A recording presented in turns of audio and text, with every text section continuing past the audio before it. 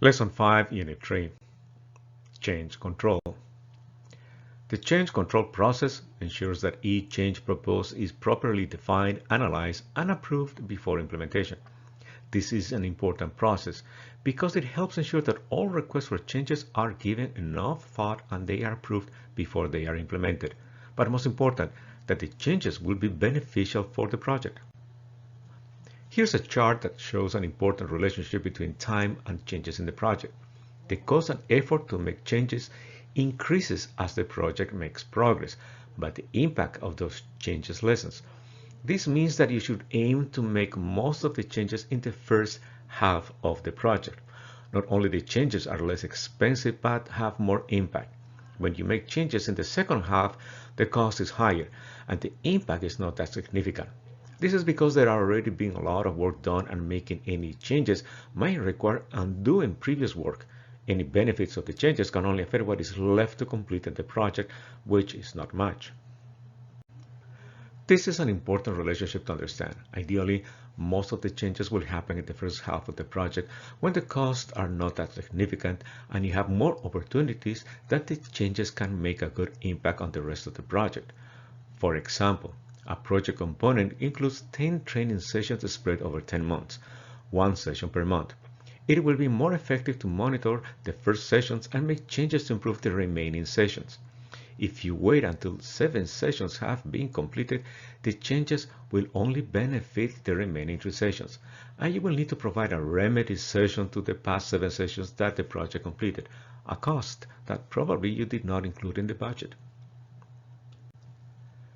The change control process consists of the following 5 steps.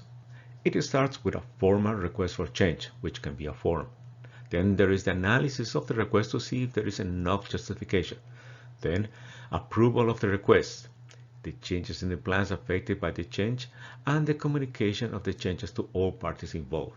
It is a simple process, but you can add more steps and controls depending on the nature of the change and how many people need to be involved. Here's a simple chart that explains that process. It starts with a request for change.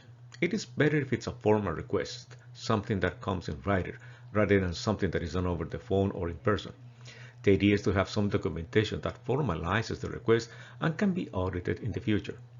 The next step is the analysis of the request.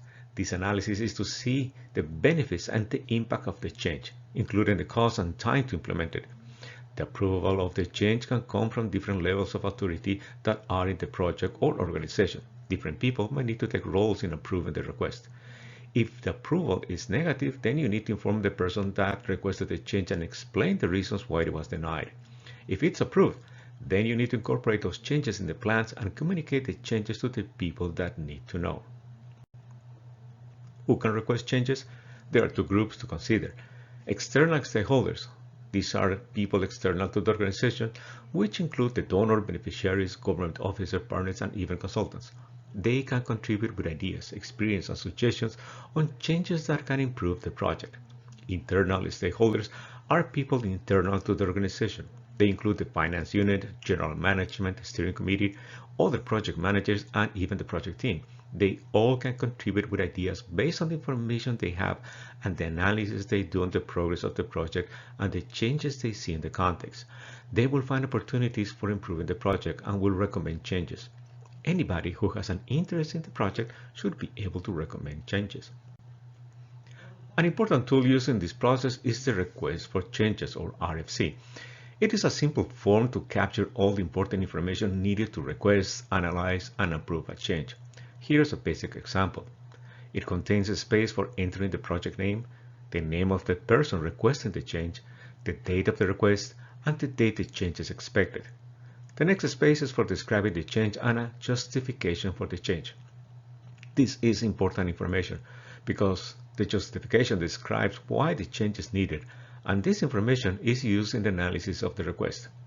The second part of the form is usually filled by the project manager or somebody in the project team who makes an analysis of the impact on either the scope, schedule, budget, or any other area. It will include space to describe what needs to change on each one of the project constraints. The final part includes the decision, which has a space to explain for the decision, the date of the decision, and approval signatures. Depending on the type of request, some organizations might want to consider this as a formal document because it can be used during an audit, especially when the changes are significant. The justification for change is an important component of the information that is needed to analyze and approve a change. In fact, all the requests for changes should include a justification. It is basically stating how the project will benefit from the change. There are two areas that are critical to look. One is called reactive change, and that means that you're responding to a problem. The team, the project manager, or the key stakeholders identifies a problem and requests a change to fix the problem. The other one is the proactive change, where a key stakeholder identifies a potential problem or an opportunity to improve the project in the future. This is when the change request is to avoid a problem before it becomes difficult to manage or to take advantage of an opportunity to improve the performance of the project. The justification needs to be very explicit in describing why the change is needed and how will it benefit the project. Based on that information, you and the team can make a better analysis and make a better decision. Another tool in the change control process is the change control log. The log is a list of all the requests organized by first the number, the date of the request, the name of the person that requested the change, a description of the change which includes the justification, the impact of the change. This is the analysis of what the impact of the change of the scope, schedule, and budget. Then there is the column for the decision, the date of the decision, the owners of the change, and a space for notes with additional information. The colors on the decision column can be used to track and filter the change. Green is when it is approved, red when it's denied, and yellow when it's pending. The log is a helpful tool to keep track of all changes in the project, especially to track the time from the moment a change is requested until it is approved. This is useful to identify those changes that are taking longer than what was planned. The project manager and team should review the log on a regular basis to monitor those items that are still pending and need a decision. The impact of change. This is the analysis of the impact to the project. The project manager and the team will look at the constraints of scope, schedule, budget, and the quality to evaluate how they will be affected by the change. For example, a change in the scope will require changes in the schedule and the budget. Approving the change implies there is approval for the additional costs and time. In other cases, the analysis will also look at the impact on risk and legal implications. For example, a change might require authorization from the local government. The approval of the change comes from the people that have the authority to approve the changes. This is described in the project charter. There are different levels of authority in the project, and depending on the impact of the project and the amount of resources that are needed to make the change, different people will be needed to approve it. There is the change control board, the donor, the steering committee, the project sponsor, and the project manager. The project manager can approve changes based on the level of authorization that was assigned. Sometimes it is linked to a budget amount. For example, changes below 10,000 can be approved by the project manager.